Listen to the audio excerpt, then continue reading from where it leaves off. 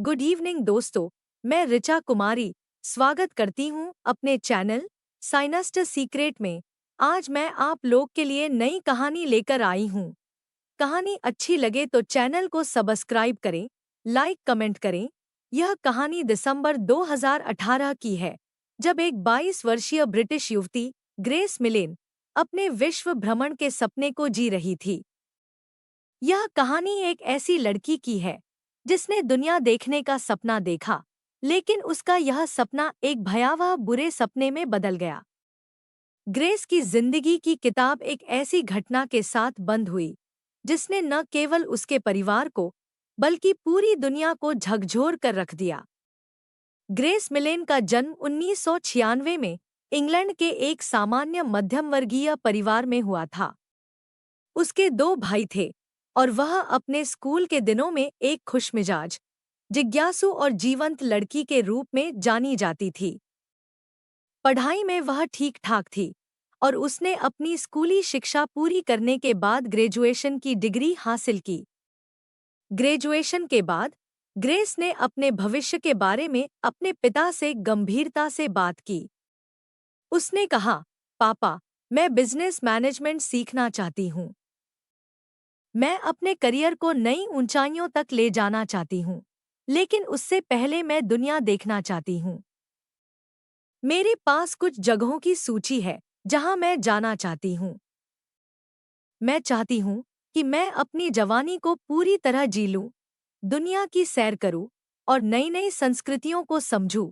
उसके माता-पिता, जो हमेशा उसकी इच्छाओं का सम्मान करते थे, ने उसे इस साहसिक यात्रा के लिए अनुमति दे दी। ग्रेस ने अपनी यात्रा शुरू करने से पहले एक बहुत ही नेक काम किया। उसने अपने लंबे, सुंदर बाल कटवाए और उन्हें कैंसर रोगियों के लिए दान कर दिया। यह उसकी उदारता और संवेदनशीलता का प्रतीक था। 2018 में वह अपनी विश्व भ्रमण यात्रा पर निकल पड़ी। ग्रेस एक ऐसी युवती थी जो अपनी हर छोटी बड़ी गतिविधि को सोशल मीडिया पर साझा करती थी। वह अपने फेसबुक और इंस्टाग्राम पर नियमित रूप से तस्वीरें और अपडेट्स पोस्ट करती थी।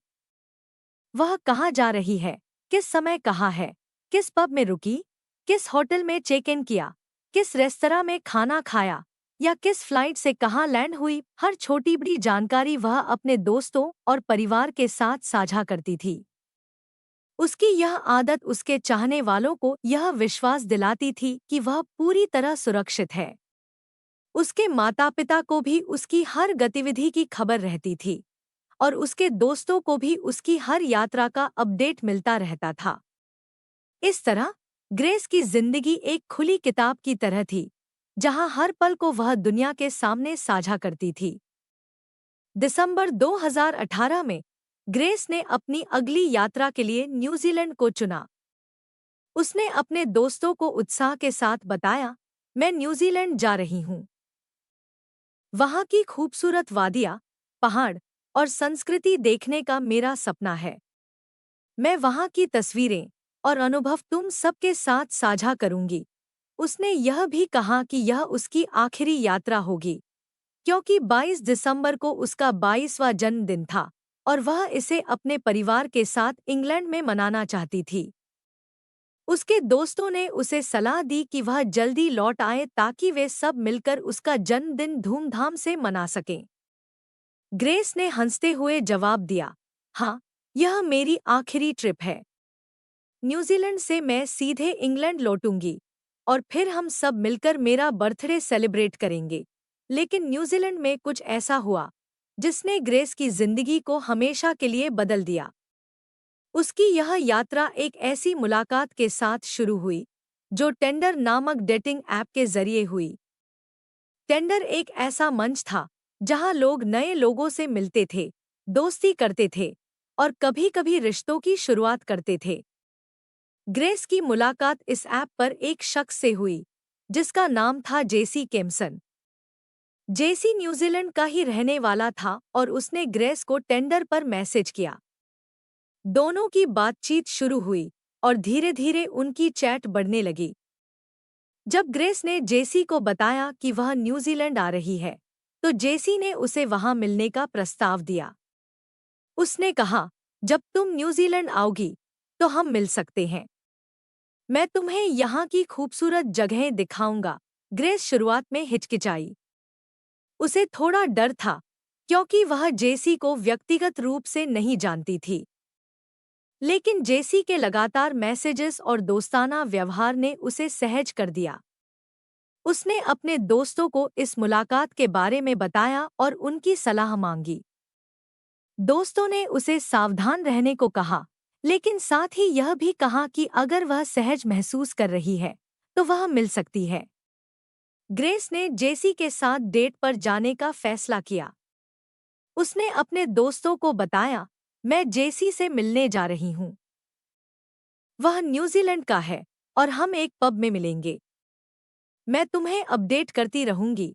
1 दिसंबर 2018 को ग्रेस और जेसी पहली बार न्यूजीलैंड के ऑकलैंड शहर में मिले।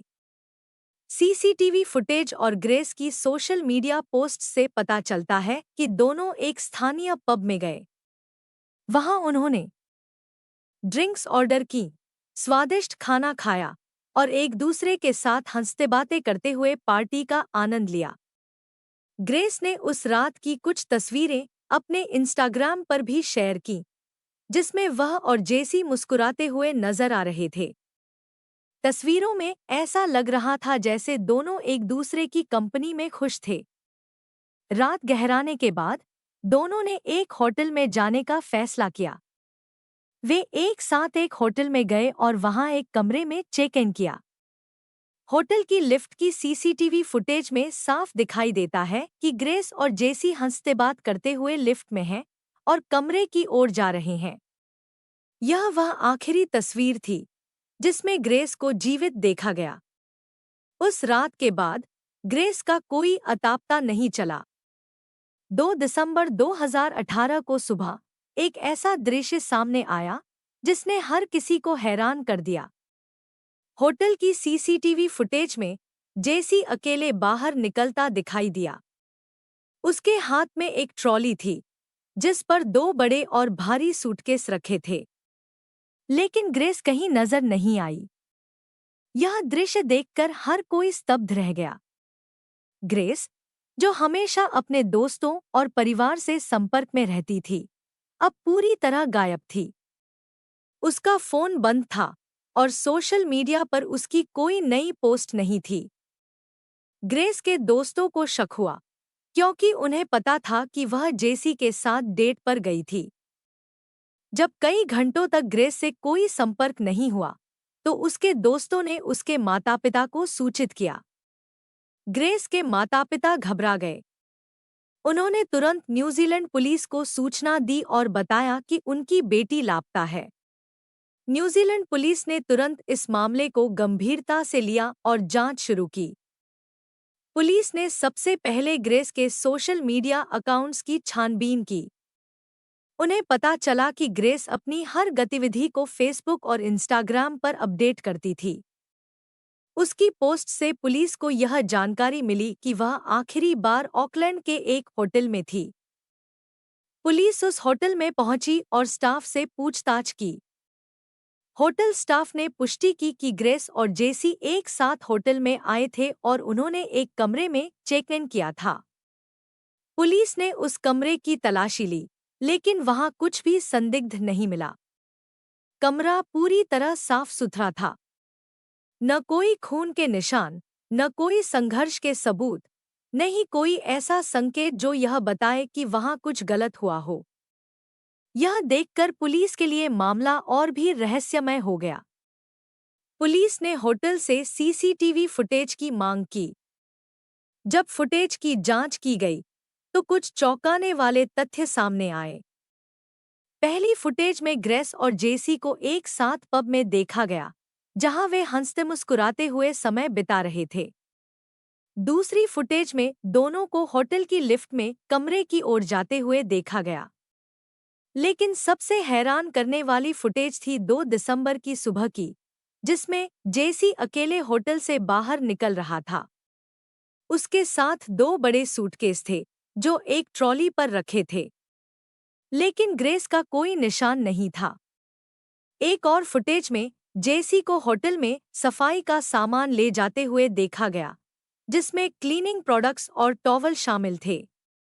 यह देखकर पुलिस को शक हुआ कि जेसी ने कुछ गलत किया है और वह सबूत मिटाने की कोशिश कर रहा है। पुलिस ने जेसी केम्सन को हिरासत में लिया और उससे सख्ती से पूछताछ शुरू की। शुरुआत में जेसी ने दावा किया कि उसने ग्रेस को टेंडर पर देखा था, लेकिन उनकी कोई खास बातचीत नहीं हुई। उसने कहा कि वह ग्रेस से केवल ऑनलाइन चैट करता था और उसे व्यक्तिगत रूप से नहीं जानता। लेकिन जब पुलिस ने उसे सीसीटीवी फुटेज दिखाई, जिसमें वह और ग्रेस एक साथ पब में, लिफ्ट में और होटल के कमरे की ओर जाते दिख रहे थे, तो जेसी के पास कोई जवाब नहीं था।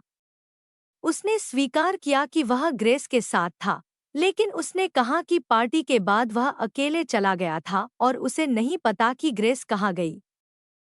पुलिस को जेसी की बातों पर भरोसा नहीं हुआ, लेकिन उनके पास अभी भी पुख्ता सबूत नहीं थे। पुलिस ने एक चतुर रणनीति अपनाई।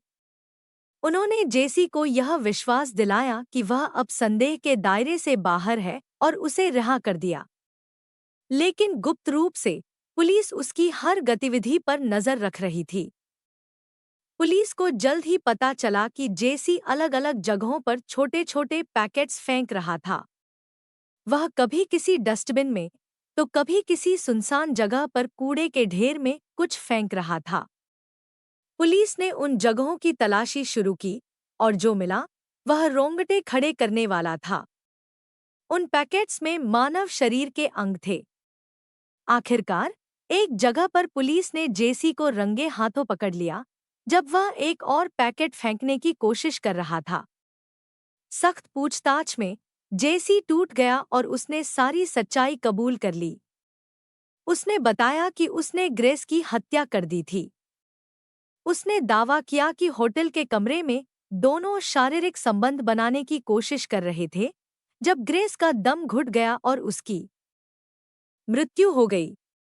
जेसी ने कहा कि वह डर गया था और उसे समझ नहीं आया कि क्या करे।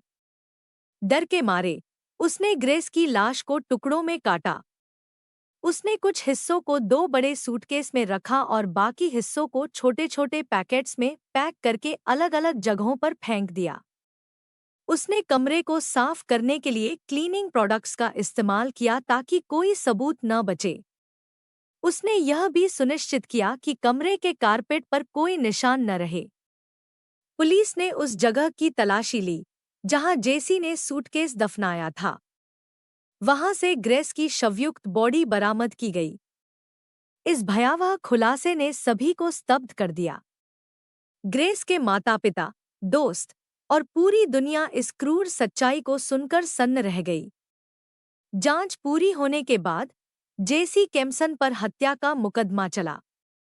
ग्रेस के माता-पिता ने कोर्ट से फांसी की सजा की मांग की।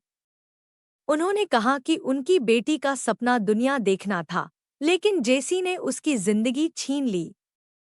कोर्ट ने इस जघन्य अपराध को अत्यंत गंभीरता से लिया। जेसी को 17 साल की सजा सुनाई गई, बिना पेरोल की संभावना के। कोर्ट ने अपने फैसले में कहा, इस अपराध ने न केवल एक परिवार को तोड़ा, बल्कि समाज में विश्वास को भी चकनाचूर किया। जेसी ने एक मासूम लड़की के साथ धोखा किया, उसकी जिंदगी छीन ली और फिर सबूत मिटाने की कोशिश की। यह एक ऐसा अपराध है जो समाज के लिए एक चेतावनी है। ग्रेस मिलेन की यह कहानी हमें एक गंभीर सबक देती है। आज के आधुनिक युग में, जहां ऑनलाइन डेटिंग और सोशल मीडिया का चलन आम है, हमें हर उस व्यक्ति की पूरी जांच पड़ताल करनी चाहिए जिसके साथ हम मिलने जा रहे हैं। ग्रेस की कहानी हमें सिखाती है कि अपनी निजी जानकारी को सोशल मीडिया पर साझा करने से पहले हमें सतर्क रहना चाहिए। ग्रेस ने अपने सपनों को जीने की कोशिश की, लेकिन एक गलत फैसले ने उसकी जिंदगी को हमेशा के लिए खत्म कर दिया। यह कहानी हमें बताती है कि सावधानी और जागरूकता कितनी जरूरी है। तो दोस्तों, यह थी ग्रेस मिलेन की दिल दहला देने वाली कहानी। इस वीडियो में हमारे साथ आखिरी तक बने रहने के लिए धन्यवाद। अपनी राय कमेंट बॉक्स में ज़रूर बताएं और इस वीडियो को अपने दोस्तों के साथ शेयर करें ताकि वे भी इस सच्चाई से सीख सकें। फिर मिलते हैं एक नई कहानी के साथ। तब तक सुरक्षित रहें और सावधान रहें। जय हिंद।